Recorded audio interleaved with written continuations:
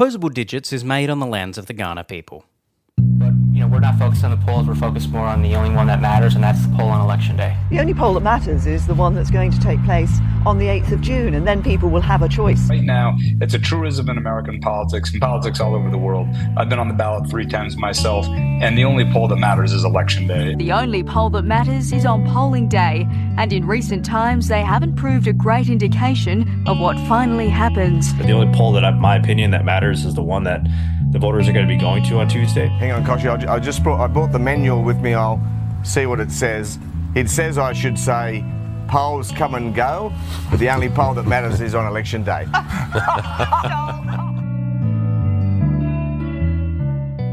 Hi, I'm Justin MacArthur, and this is the pilot episode of Opposable Digits, my new show about the numbers that make us argue. And I can't think of a better way or a worse way to start this show than with the election of Donald J. Trump for a second term. Nothing better for the show, because there's no more controversial set of statistics right now than the voters that failed to show up for the Harris-Walz ticket, and nothing worse to start with because, well, I have something in my script to say here, but At some point we have to face up to our new reality, or more accurately, we have to reflect on how our picture of reality has changed compared to a couple of weeks ago. It's not really a new reality, of course. It's just that, like in 2016, a lot of people that thought they knew what was going to happen were really wrong. And so for this episode, I'm going to try to report what went wrong for the Democrats, what went right for the Republicans, and what it might mean for the next federal election here in Australia in or around May 2025. Because, of course, for Australian politicians, it's like they're in May of 2024. They've got 6 months to figure it out, and so do we. Let's cut through the hand-wringing and prognostication. This is a friendly space. I'm going to be here to hold your hand the whole way through. We've got a new show. What you think? Everything is in context. Gee, now that's peculiar. You exist in context. We jolly well should try to find out the meaning of life. 1% of 1% of 1% of... What about this? What if there's a greater intelligence out there? It looks like we've got a real mystery on our hands. Let's just dive into the conversation, shall we? Are you sitting comfortably? Then I'll begin. In today's lesson, you're going to try out some simple, everyday activities without the use of your thumb. So the first thing to note here is that I'm not a political forecaster. I'm not going to set out to make predictions about the future. I just want to understand what matters to people right now. I can understand how hard it is to have something like this happen, and if you're just working full-time or you don't have enough attention span or emotional span to figure out this information for yourself, what you need is just someone that's had the time and energy to think it through, explaining kind of where they're at. And that doesn't necessarily make me an expert. It just means I'm kind of like you if you had a couple of weeks to settle down and have a think. So I like talking about politics for my sins, and I think I'm relatively informed, but I'll be very clear. I'm just a guy, Nobody knows exactly what happened in this election or in any election, and anyone that claims they know for sure is selling you something. And I also think that I come from a background where I was likely to be blindsided by this result. Apart from all of the, standard privileges I have, I also come from a family and friendship and community background that is always going to steer me against Trumpism. My dad works in making roads. He's an asphalt laboratory technician. My mum works in community development. My family are in tech support. They're teachers. They're church volunteers. I am very much predisposed to seeing an optimistic future in imperfect institutions. So I'm going to be on the side of the people that say we can fix the government as opposed to we can blow it up. Right? That, I think, is worth acknowledging at the top of this, because you may be coming at this from a very different perspective to me, and that's okay. Editing Justin here. I had about 5 more minutes of preamble here, if you'd believe it. Suffice it to say, I'm very cool and you should listen to me. Anyway, on to point number 1, the polls. Are they good? Are they bad? What do you think about the polls? Oh no, my good poll! The polls are important, despite what politicians themselves often like to tell us. The only poll that matters is on polling day.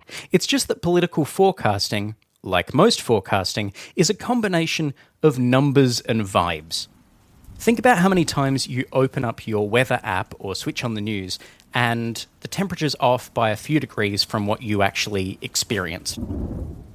Now imagine that you could only ever go outside and actually see if it's raining once every 4 years. And the people telling you what the weather's going to be like also had that experience. They're telling you the forecast, they're telling you the forecast, they're telling you the forecast, and 4 years later, something happens. If you look at the 538 final polling average before the election, it was 48 for Harris, 47 for Trump. What did Harris wind up getting? She's at about 48.2 in the final election result. Trump, though, at 50%. So the polls underestimated Trump's support again, which is what we saw in the last 2 elections, and did so by about 3 points on average. Frankly, the fact that pollsters are usually somewhat close, somewhere in the ballpark, is a miracle to me. And again, coming from a place of optimism. I do want to very quickly send a quick message to all the pollsters, the election pollsters. Blow me. I don't ever want to from you again, ever. I don't ever want to hear, we've corrected for the overcorrection. We'll come back to why the pollsters might have been wrong later in this episode, but let me stress, all anyone is doing here is making better or worse guesses about what happened in the past and what's going to happen in the future. These predictions are based on the available data, but also based on their more fundamental understandings about society and human nature.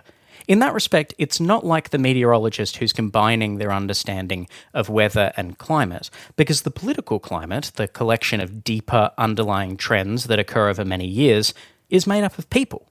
And you may not know this, but new people are made all the time, and people are very changeable, and people are, understanding people is many, many, many disciplines of thought. In fact, it's arguably all there is, all we have.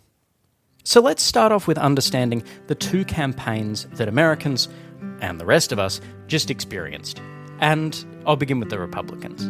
When it comes to great stakes, I've just raised the stakes. Based on the intro to this episode a few minutes ago, you probably don't need me to tell you how I feel about Donald Trump. But if you feel differently, don't switch off.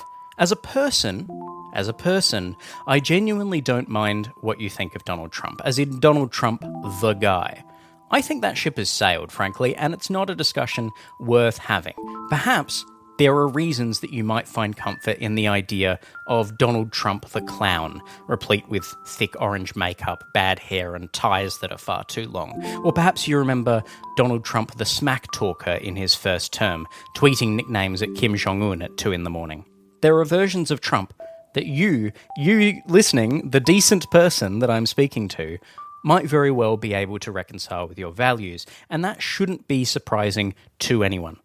He was, after all, a very successful TV host precisely because he knows a few good ways to get people on his side. He knows that he's a cheesy, larger-than-life, villainous capitalist, and for a lot of people, he represents the fictional America of the 80s, a land of good times and free-flowing excess wealth, before the consequences of Reaganite and Thatcherite economics began to take their toll on the wider world, ignoring all the inflation that was happening in the early 80s.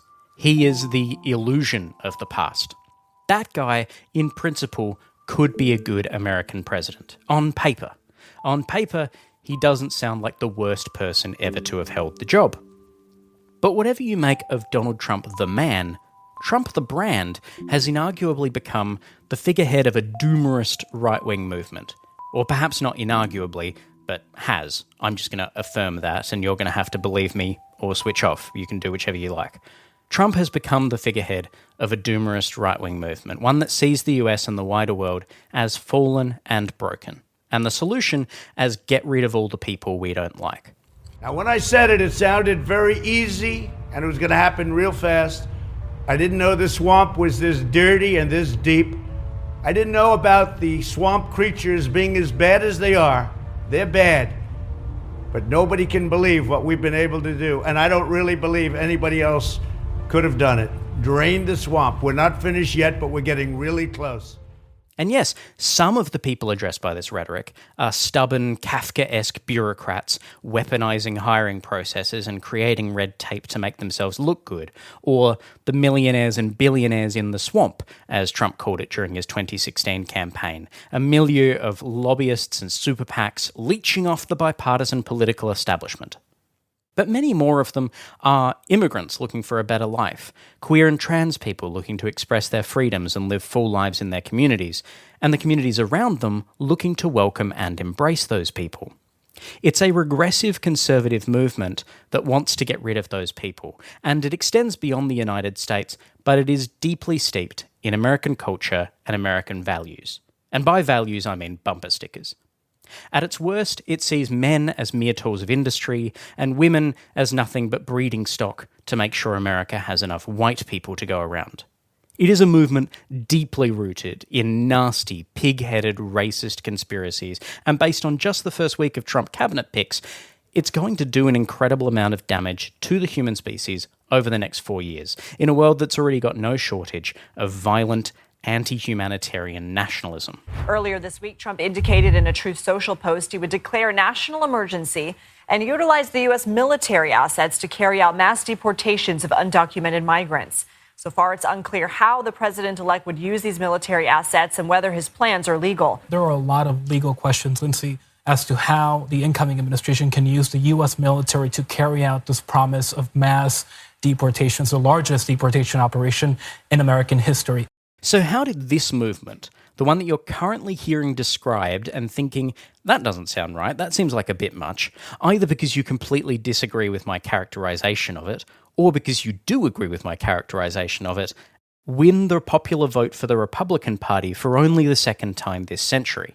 That's not just the majority of states, but a majority of voters. Keep in mind that the other time this happened was in 2004, a point in history so aggressively American that every single piece of media needed to reassure us that they were fighting for our freedoms. I'm a junior secret agent working for the CIA. Whatever. At that point in history, America was deeply Islamophobic, and obviously it still is. And yet in this election, the first two Muslim women to serve in the United States Congress were both re-elected in landslides.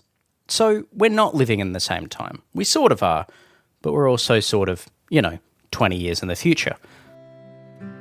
So let's take a break from the Republicans for a minute and go take a peek at the Democrats.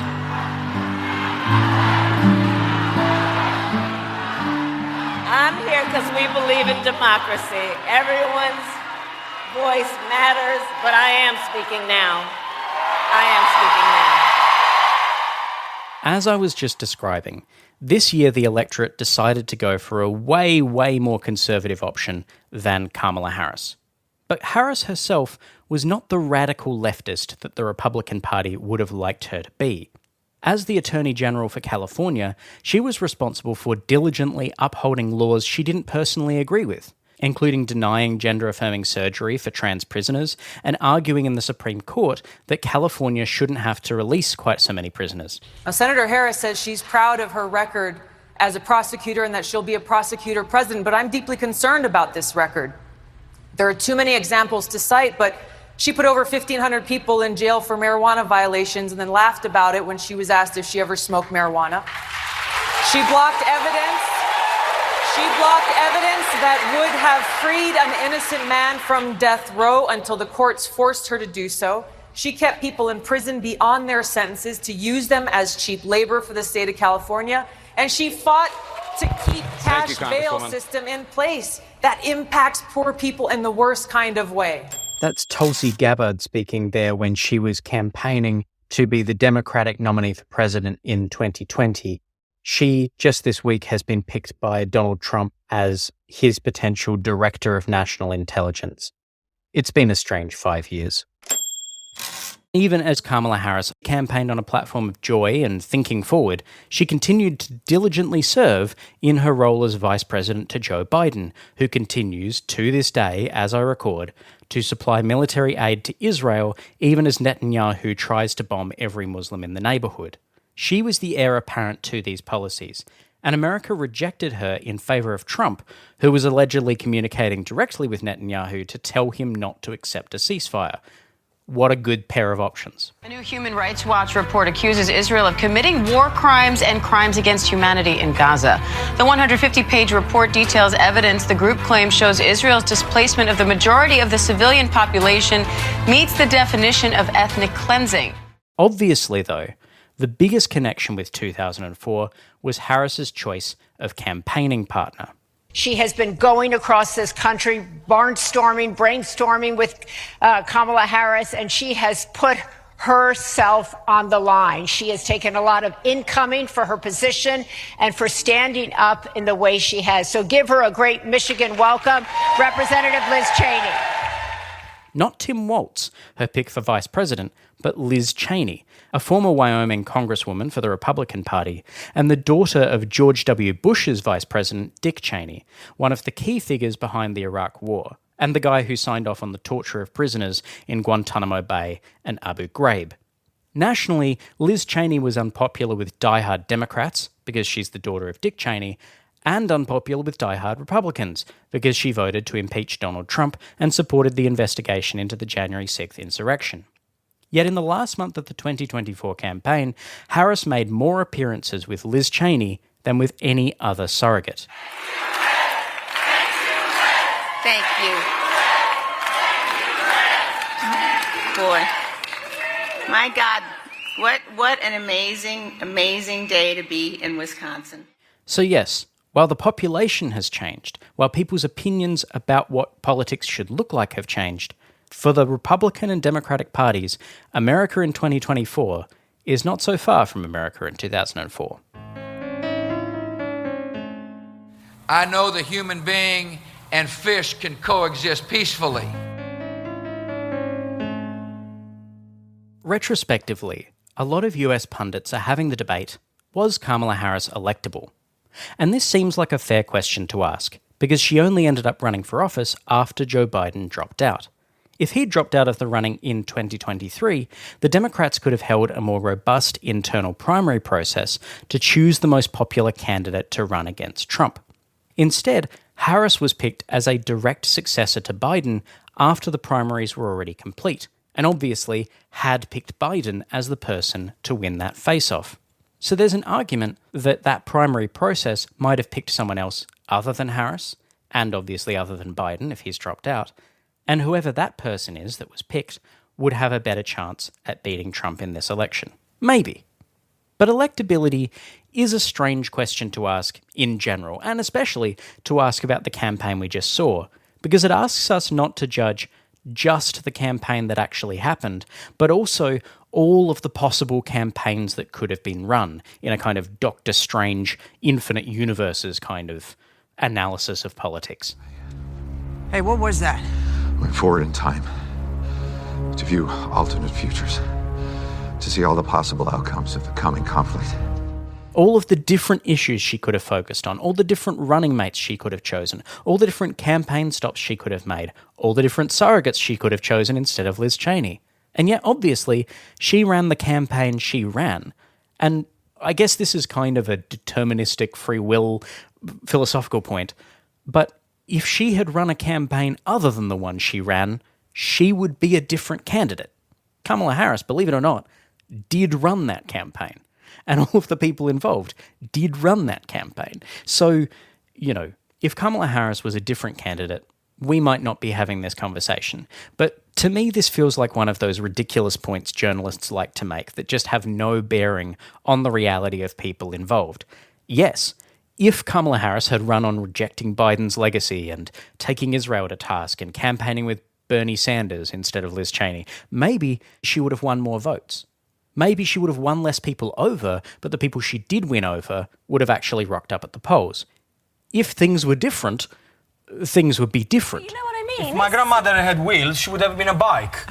You know, what, you know,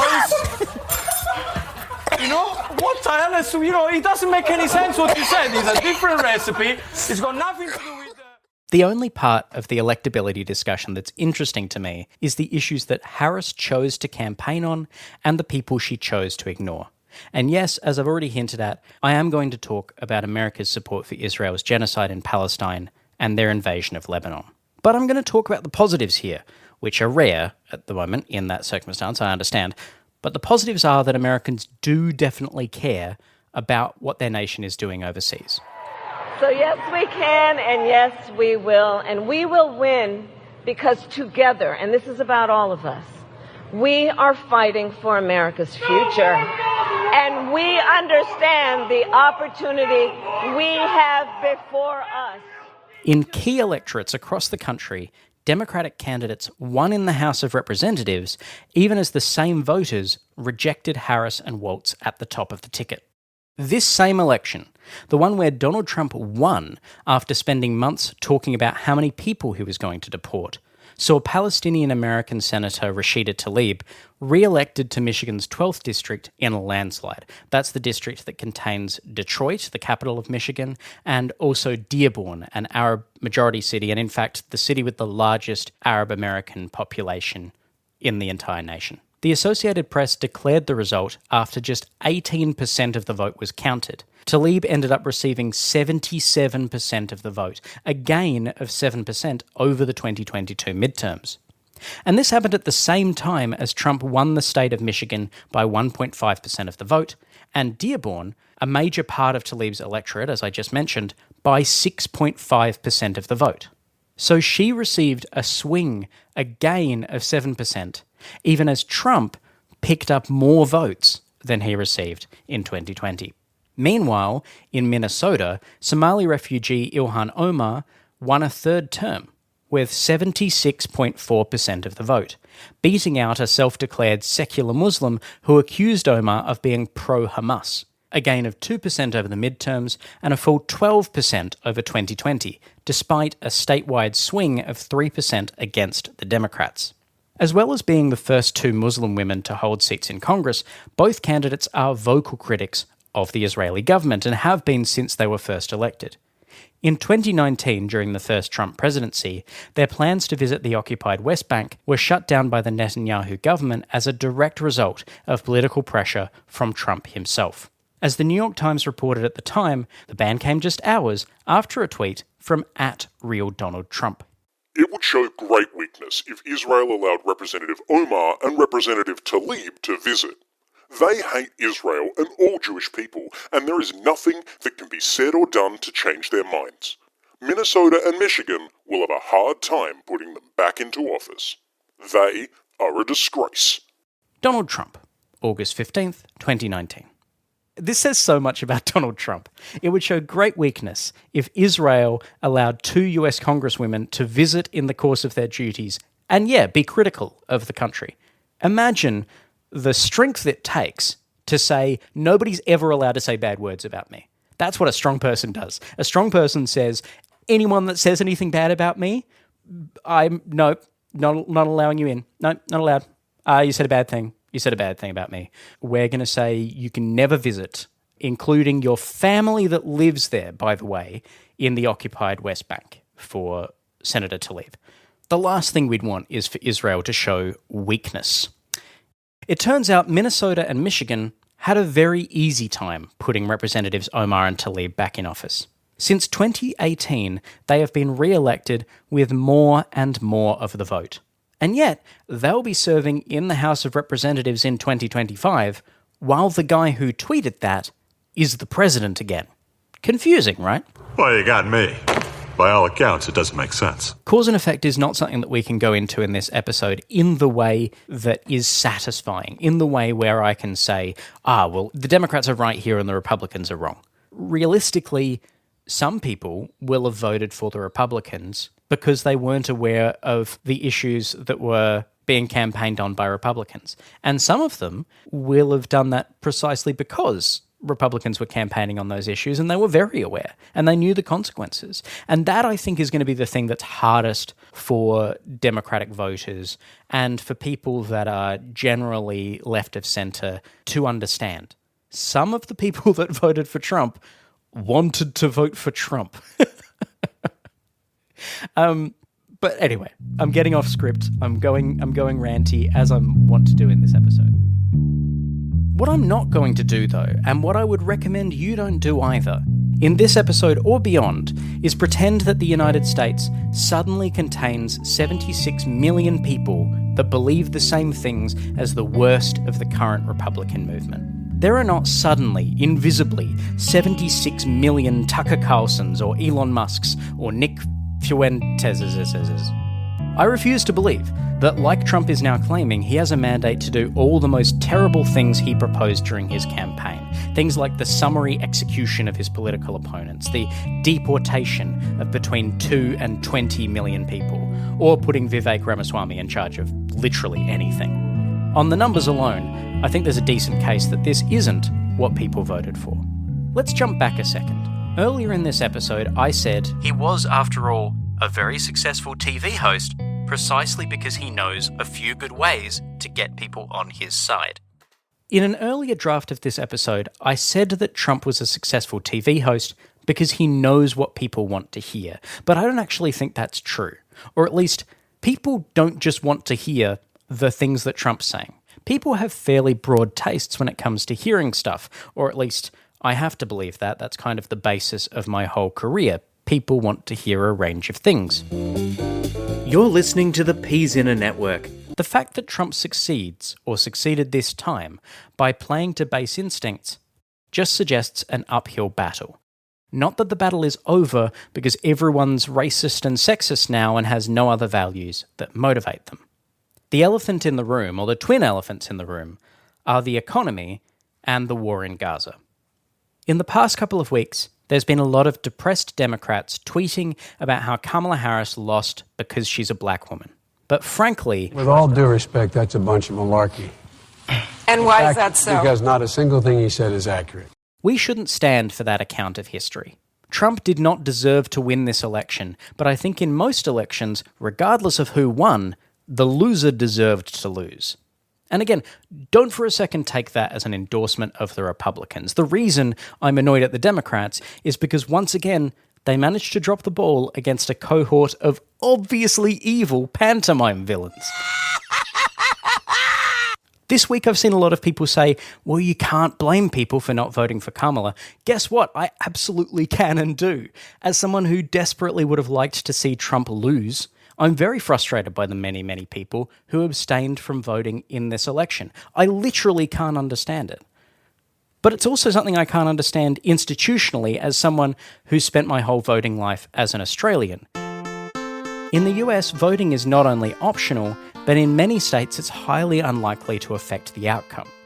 Each state's portion of the overall result comes down to their position in what's called the Electoral College, one of the less popular achievements of Broadway superstar Alexander Hamilton.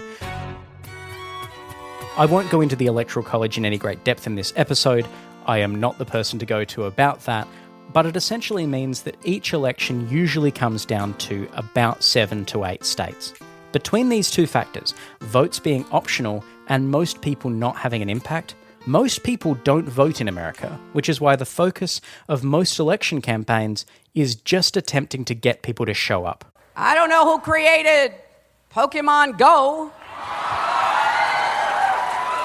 but I'm trying to figure out how we get them to have Pokemon go to the polls. On this metric, it's arguable that both parties lost in the 2024 election. If Did Not Vote had been a candidate, they would have won 22 states. And I'm going to list them. Did Not Vote would have won Alabama, Alaska, Arizona, Arkansas, California, Hawaii, Illinois, Indiana, Kansas, Louisiana, Mississippi, Nevada, New Jersey, New Mexico, New York, Oklahoma, Rhode Island, South Carolina, Tennessee, Texas, Utah, and West Virginia. Voter turnout peaked in 2020 amid a massive uptick in early voting during the COVID pandemic. That year saw a peak turnout of 158 million people, with 82 million people deciding not to vote out of an eligible population of 240 million. So 240, take 82, 158 million people voted. This year, an additional 4 million people were eligible to vote, bringing that total to 244 million. And yet voting dropped by 3 million people. So about 7 million people total went missing, taking us to 89 million eligible non-voters. Now, that's not the final picture. There are still some postal votes waiting to be counted, but that's roughly going to be the picture when it all shakes out. So if you really want someone to blame for electing Trump, you can start by blaming, obviously, the 76 million people that voted for him, but also the 7 million people extra who abstained from voting, and the 82 million people who didn't vote last time and didn't vote this time. Doesn't that feel good? Blaming people? Isn't that satisfying?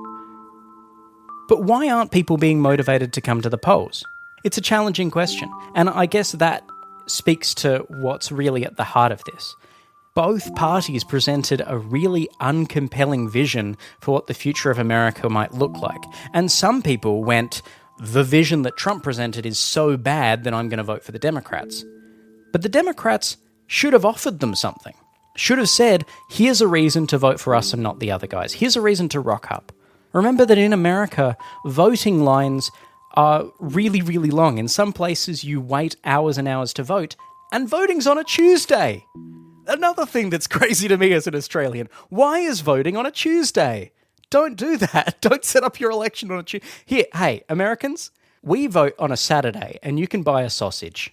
Those are two great things about our elections. And the sausage supports like a school or something. Have you considered there's a sausage and it's on a Saturday? Of course, who we blame for this doesn't really make a difference, because Trump got elected. We've gone outside, we've seen the weather. We can't influence that weather anymore, but we can in 4 years. And we can certainly think about what this means for Australia, and that's what I'm going to do for the rest of this episode. Trump got elected, and we as Australians have to acknowledge that is part of a different system to the one we understand. But there will definitely be people that saw that success and try to import Trump-like politicians and Trump-like policies into Australia. And that is what we need to push back on. The Trump that gets elected in Australia, or the Trump-adjacent person, will not come in the form of Donald Trump running again as a clone. He's the clone of Donald Trump. But it might come in the form of a Queensland cop who just happens to be campaigning on being tough on the border and really wanting to defend girls' sports. The Voldemort of politics? This is why it's important to acknowledge that the Democrats did not win by talking like Trump or by pretending to be conservatives. Democrats across the board campaigned on things like being strong on the border. They campaigned on protecting girls' sports, a dog whistle for having the government intervene to monitor trans kids and ensure they aren't exercising. We simply cannot have teenage girls developing muscles. Can you imagine? That would be terrible. And they campaigned on protecting democracy, even as Harris promised she would have a Republican in her cabinet. I think you just said, too, you're going to put a Republican in your cabinet. Correct. I love that. Yeah. That's old school. Listen, I know, and I've been a decision maker long enough to know that the best decisions I make are when I bring in a variety of perspectives that allow me to consider every angle and to build consensus. That's the best way as a leader, I believe, you make good decisions. I'm guessing it's going to be Liz Cheney who you appoint. Am I correct? I got to win, Howard. I got to win. You got to win. You got to win. And listen, but the thing about Liz Cheney, let me just say, she's remarkable. In Australia, we won't elect a Trump clone, but we might elect someone supporting Trumpian policies. Worse, the attempt to find a middle ground there may mean that we get Trumpian policies regardless of who we vote for. And that's the risk that Americans were faced with at that election that we just saw. Turned out, voters couldn't make a decision between two different parties that said different things because both parties rocked up and said the same thing. America's immigration system is broken and it needs to be fixed. And it's been broken for a long time. And part of what we need to do is always prioritize what we need to do to strengthen our border. So let me conclude with this. Yes, Australia is different from the US. But when people feel that the systems around them are breaking down, that has an impact at the ballot box. And the Labor Party can't just campaign on the platform of these systems are imperfect, but they're all we have. Because that doesn't work and didn't work. We've just seen that not work. I think the Labor Party and the Democrats both have a problem with a lot of the people within the party believe that there are policies that they agree with, they understand are backed up by data, they think will have benefits in the long term, but they don't go for them because they don't think the electorate will stand for them. And that absence of leadership means that the electorate won't ever go for it because there's no one there trying to convince them of that. If you believe that those are the best policies to implement, then you should also believe that there is a world in which people accept them because they are good. It is an incredible lack of faith in the people that you are asking to vote for you to say that you don't think they'll ever accept what's good for them. The last person you should trust is the electorate. I understand that, there's all of these memes around the one person you can't trust is a voter and all this bloody... Screw all that. We have an incredibly educated, informed population. The kids that are coming through today are the smartest freaking kids. I love these kids. They make political memes I don't understand because they're too complicated for me. In my heart of hearts, I don't see the Labor Party winning the next Australian election. I think it's going to be really tough. But I guess my source for hope here is not that the people leading the government are going to dramatically change. What I'm hoping is this is the license for the party hacks to turn around and make a real case for campaigning on some more radical stuff that people actually want. Now's the time to take the plunge, I think, and to run a smart campaign. Assuming you actually believe these policies are gonna improve people's lives, not choosing them because you don't think the electorate will go for them is a form of cowardice that will guarantee you lose. And that is where I think long-term Labor's political risk comes from, because people don't just see each election as a new contest. They look at legacy.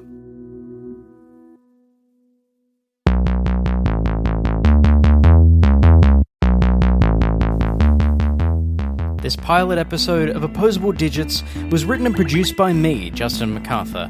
I also wrote the theme song that you're listening to right now. If you'd like to hear more from me, please subscribe to this podcast or connect with me directly on Instagram or LinkedIn. For my sins, those are the platforms where I'm most active. Opposable Digits is proudly hosted by Pzinner. For more great shows, visit pzinner.com.au.